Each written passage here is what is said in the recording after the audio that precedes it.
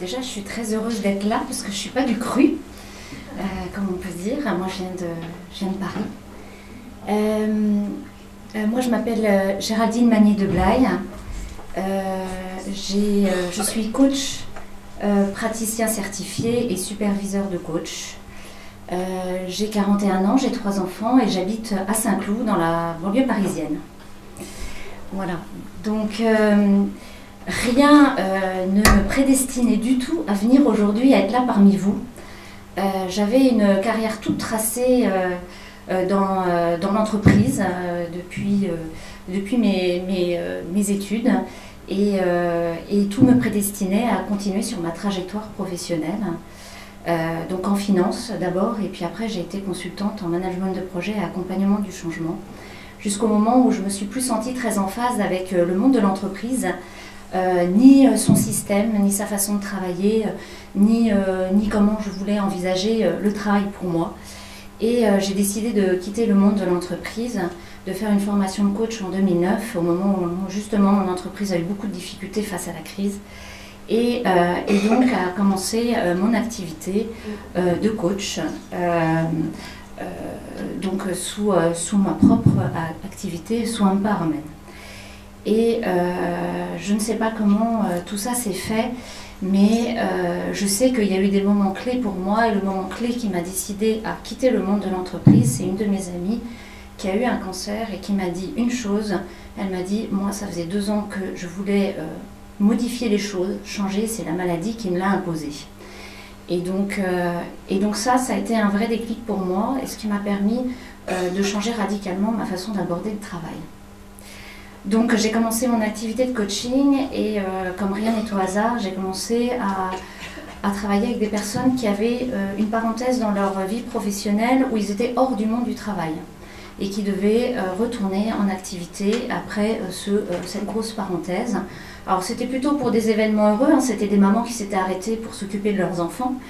Et puis j'ai eu aussi mon tout premier coaché qui était un jeune homme qui avait un cancer, hein, qui avait 26 ans et qui avait un trou d'1 an dans son CV à 26 ans et qui ne savait pas comment retourner sur le marché de l'emploi.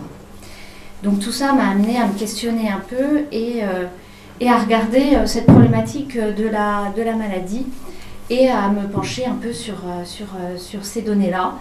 Et je me suis intéressée donc au plan cancer 3 et à ce qu'il disait. Donc on était au plan cancer 2 à l'époque encore, qui n'était pas encore très élaboré sur l'après-cancer.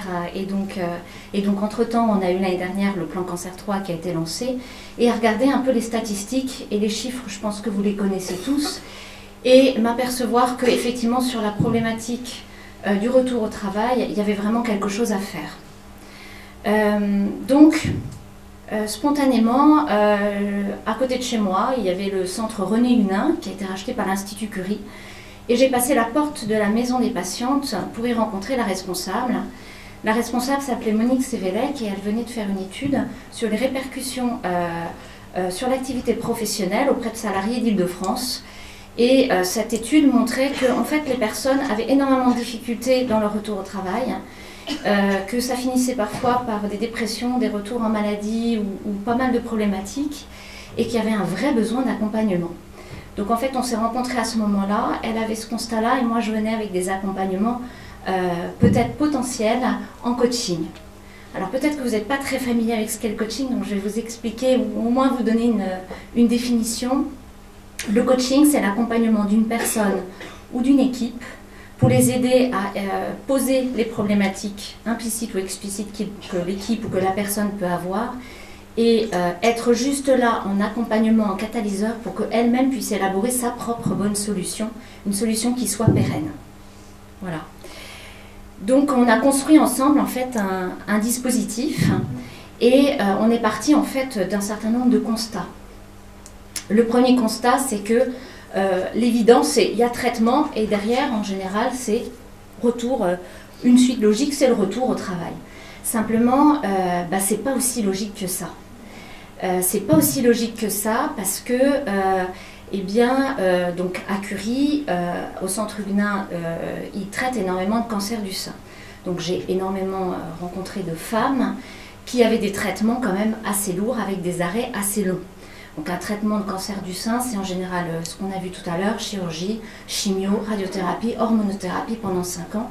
Et même s'il y a une bonne intention en général, avant la chirurgie, les femmes ont plutôt envie de retourner travailler ou de rester dans leur travail. Après la chirurgie ou pendant la chimio, elles lâchent.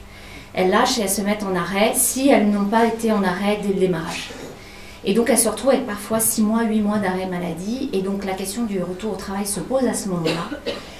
Et là, eh bien, le constat, c'est qu'à la fin des traitements, on se retrouve souvent avec des personnes qui ont une phase, alors moi j'appelle ça de dépressurisation, c'est-à-dire que les traitements s'arrêtent et que subitement il y a tout le poids de ce qui s'est passé, le rythme qui s'arrête, et on leur dit il faut retourner au travail, ce qui est excessivement presque violent pour elles parce qu'elles ne comprennent pas ce qu'on leur dit et elles ne se sentent pas du tout prêtes.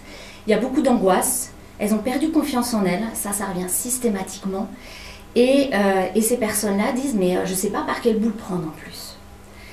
Donc, on a vraiment commencé à réfléchir en se disant, en fait, il y a besoin d'un temps qu'on peut appeler convalescence. Alors, ça a été mentionné tout à l'heure, je suis très contente que ce mot ne soit pas juste dans ma présentation. C'est comme pour une autre opération, comme pour une autre pathologie, il y a un besoin d'un temps pour se poser. Et c'est là qu'on a inséré donc un temps pour préparer et anticiper ce retour au travail. Donc, on a co-construit ensemble un dispositif complet en partant des besoins que les patients pouvaient avoir par rapport à ce retour au travail. Donc on a compris qu'elles avaient besoin de se reconstruire, mais de se reconstruire à tout point de vue. Et il y a une reconstruction identitaire aussi dans le monde professionnel, de reprendre confiance en elles, de retrouver des repères et de pouvoir vraiment préparer comment elles vont retourner au travail. Donc on l'a fait en 2 pans. On a d'abord fourni un axe pour qu'elles puissent être informées et notamment connaître qu'il existe la visite de pré-reprise, donc qu'il existe un certain nombre de démarches. Et donc Monique a rédigé un petit livret qui est vachement bien fait, qui s'appelle « Le retour au travail après un cancer », qui commence à être diffusé. Et donc c'est le premier groupe que j'ai accompagné à Curie qui l'a relu. Et donc, elle a créé ce petit livret déjà pour initialiser la réflexion. Et donc, il est distribué maintenant à la maison des patients. Systématiquement, il est distribué à tous les patients. Après, on a fait des groupes d'échange, on avait mis en place des groupes d'échange avec la CRAMIF justement pour comprendre tout l'aspect administratif, assurance maladie, temps partiel thérapeutique, toute cette partie-là. Sachant que moi, ce n'est pas du tout mon domaine de compétence, même si je commence un petit peu à avoir des notions dessus. Et il y avait des entretiens avec Monique, puisqu'elle est psychosociologue, pour pouvoir faire un tour d'horizon de tout ce qui pouvait se passer pour le patient. Et puis, il y a eu la partie que moi, j'ai construite sur des accompagnements en coaching, où dans un premier temps, on les retrouvait en grand groupe, pour qu'elles puissent poser déjà, dans un premier temps, un petit peu en groupe, où elles en sont, qu'est-ce qui se passe pour elles par rapport au retour au travail. Je dis elles parce qu'on a énormément de femmes à Curie, puisque c'est beaucoup de cancer du sein, et que le peu d'hommes qui viennent se faire soigner, on ne les a toujours pas vus. Et donc, à l'issue de ces échanges, elles peuvent me voir 1h30 en individuel, où là on fait un tour de table beaucoup plus concret sur elles, pour voir par rapport à leurs besoins et leurs attentes, de quoi elles pourraient avoir besoin. Et à l'issue de ce temps, je leur propose soit de les voir en coaching individuel pour 1 à 5 séances, soit de les voir en coaching collectif. Voilà. Donc le coaching individuel, il va servir à quoi? Il va plutôt être axé sur des personnes qui sont toujours en emploi, qui ont maintenu leur travail, même à temps partiel, et qui vont avoir des problématiques très spécifiques à régler autour du travail quand elles sont en entreprise. Ou des personnes qui disent « moi, mon job, je l'aime, moi, j'ai envie de reprendre, je sais assez clairement comment je vais reprendre, et donc, la seule chose, c'est que j'ai besoin d'être un peu guidée, un peu accompagnée, et elles me demandent d'avoir 1 à 5 séances avec moi pour qu'on puisse réfléchir, ou que je les aide à réfléchir sur la bonne façon de retourner travailler, comment prendre le problème, dans quel sens. » Et puis, il y a des personnes qui, et Agnès vient d'en parler, qui vont vraiment avoir un vrai questionnement sur la valeur du travail. La place du travail ne peut plus être la même dans leur vie. Il y a eu un avant et il y a un après. Et souvent j'entends, non mais là, c'est impossible, comment je travaillais avant, c'est plus jamais, je ne peux pas retourner travailler comme ça. Et ça se pose vraiment au moment de la fin des traitements ou quand on commence à leur parler du retour au travail. Et à ce moment-là, je les prends en groupe, je les prends en collectif pour mener une vraie réflexion sur comment elles vont pouvoir retourner au travail. Et là, c'est un peu plus approfondi. C'est des groupes fermés de 6 personnes que j'accompagne sur 3 mois, 3 mois et demi. Ça va être 7 séances de 4 heures en collectif. Donc, je vais les aider à cheminer pour pouvoir recaler les choses, remettre les éléments au bon endroit. Alors, en fait, il faut bien comprendre que ça ne se fait pas comme ça. Hein. On est avec des personnes qui sont quand même fragilisées. Donc, la première chose que je fais, c'est de poser un cadre systématiquement dans tous les coachings.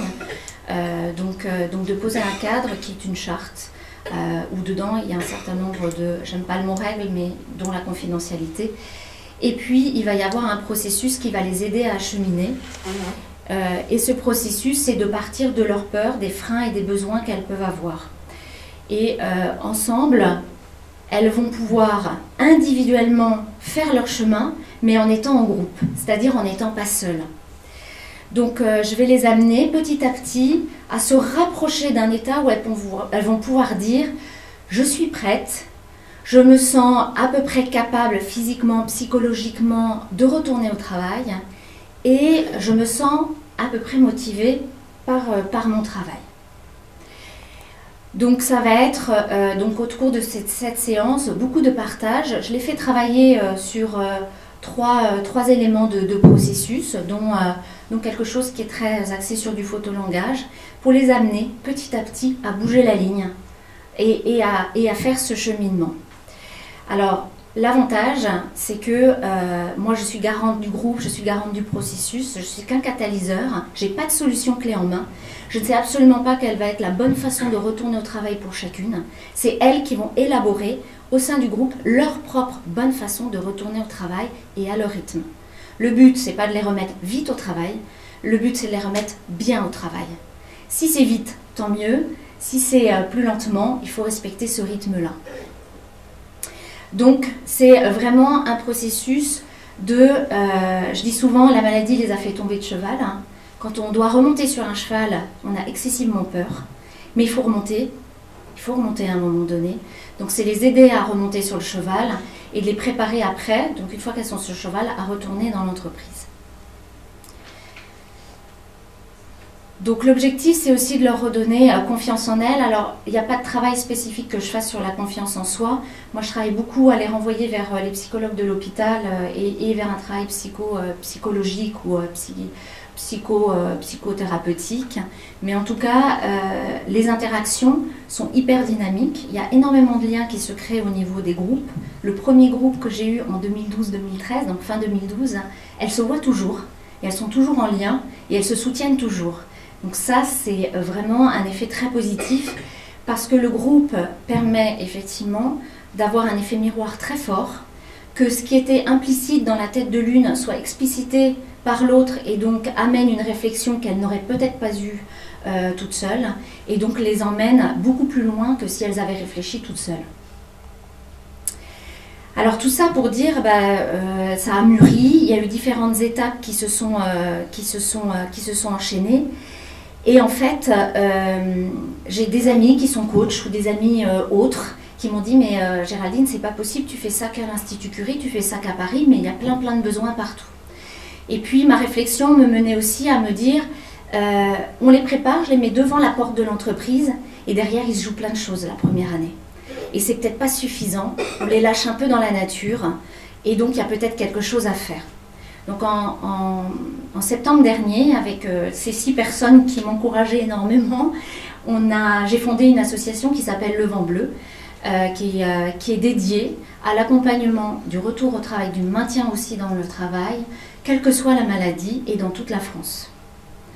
Donc cette association, en fait, elle a pour vocation d'aider les patients, mais aussi, à terme, d'aider les organisations à pouvoir accueillir les personnes dans l'entreprise quand il y a eu une rupture de trajectoire professionnelle. Donc l'association, elle s'appelle Le Vent Bleu. Parce que lorsque je visualise le travail que j'effectue ou que l'on effectue maintenant avec ces patients-là, les patients, je les vois, quand on cherchait le nom, je les voyais, elles sont au bord d'un précipice, elles sautent dans un canyon, et la seule peur qu'elles ont, c'est de se fracasser soit en bas, soit sur une des parois. Et le canyon, il est excessivement étroit.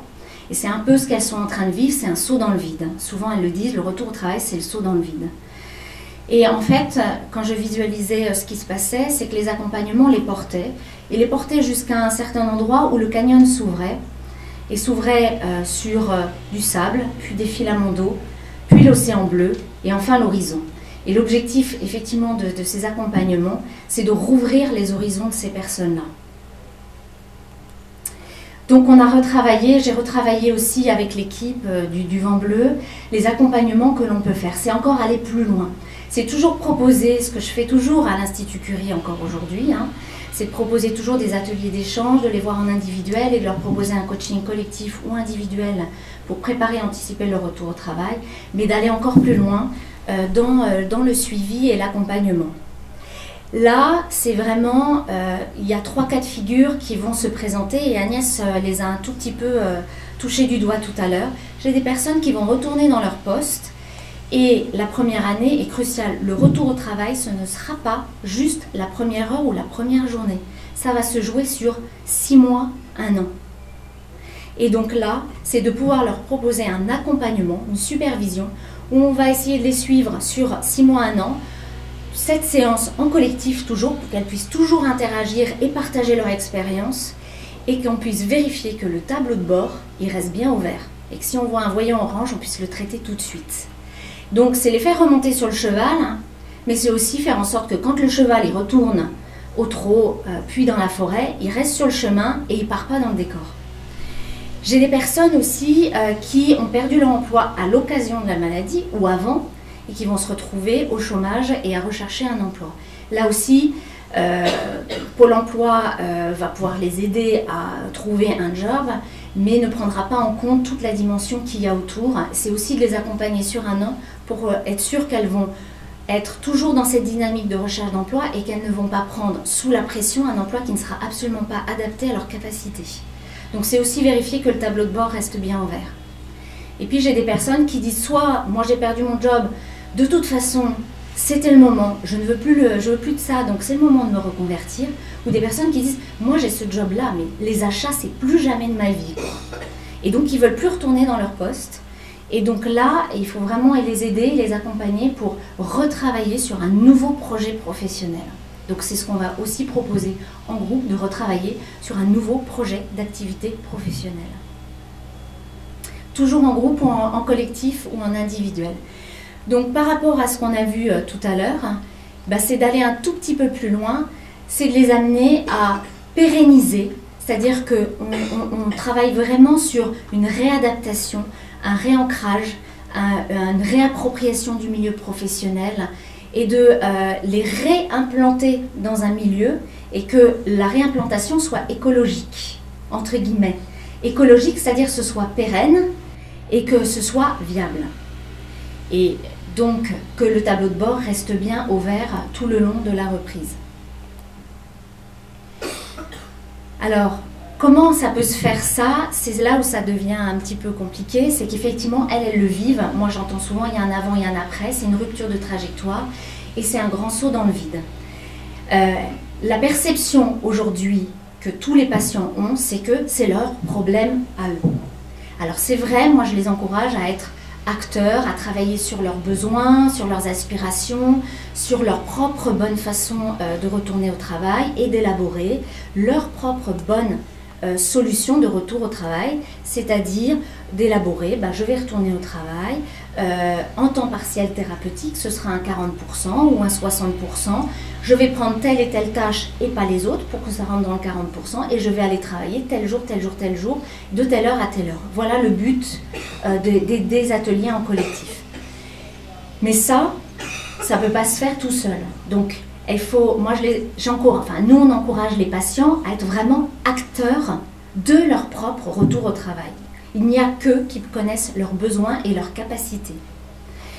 Donc, c'est de faire une proposition, d'avoir une proposition concrète à faire, mais ça ne va pas se travailler tout seul, puisqu'elles vont être réimplantées dans un milieu qui est le contexte de l'entreprise, et que l'entreprise, elle a aussi ses contraintes, comme l'a dit Agnès, elle a ses objectifs, elle a ses enjeux, elle a ses contraintes, et que donc, il faut que ça puisse fonctionner avec l'entreprise. Donc là, le médecin du travail va être effectivement un premier contact dans la visite de pré-reprise pour voir comment ça peut se construire. Et ça va aussi se construire avec l'employeur, avec la hiérarchie, avec les RH s'il y en a. Mais c'est vraiment un travail qui va se faire ensemble. Donc ça ne devient plus juste le problème du patient qui est salarié, ça devient un problème qui est collectif. C'est-à-dire que l'employeur est tout aussi concerné, le médecin du travail est concerné, les ressources humaines sont concernées et le manager aussi.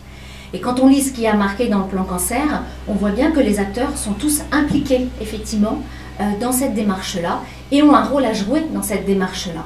Donc tous concernés et tous actifs. Actifs collectivement. Et ça veut dire de coopérer, ça veut dire de co-construire ensemble le projet de retour au travail et que dans la durée, il soit aussi suivi, maintenu, adapté et que, évidemment, la personne, elle a de la fatigue, de la fatigabilité, des pertes de concentration, des pertes de mémoire et qu'il va falloir qu'elle s'y remette tout doucement. C'est comme l'intégration d'un nouveau collaborateur, presque. Il faut un parcours de réintégration dans l'entreprise. Donc là, le modèle allemand, il est assez bien fait, mais il n'est pas tenu par le secret médical. Ce qui aide énormément, c'est qu'à la fin de la Deuxième Guerre mondiale, les mutilés de guerre, l'État leur a imposé aux entreprises de les réembaucher dans l'entreprise. Et donc, ça a été ancré finalement dans la culture. Et en 2004, les Allemands ont voté une loi pour imposer aux entreprises, à partir de 42 jours d'arrêt maladie, de mettre tous les acteurs concernés autour de la table pour travailler sur un projet de retour au travail de la personne. Alors, on n'y est pas encore, oui, on en est bien loin, oui. Nous, le Vent Bleu, on commence à accompagner, on commence déjà à traiter les patients, à accompagner les patients. On se dit que plus il y a de patients qui vont retourner dans de bonnes conditions, plus les gens vont se dire « mais il y a quelque chose à faire ». Donc voilà, plus les entreprises vont se dire « bah tiens, on a peut-être quelque chose à regarder » et donc d'avancer dans ce sens-là. Donc l'objectif, si vous l'avez bien compris, c'est seul on va plus vite, mais ensemble on va plus loin. Voilà, je vous remercie.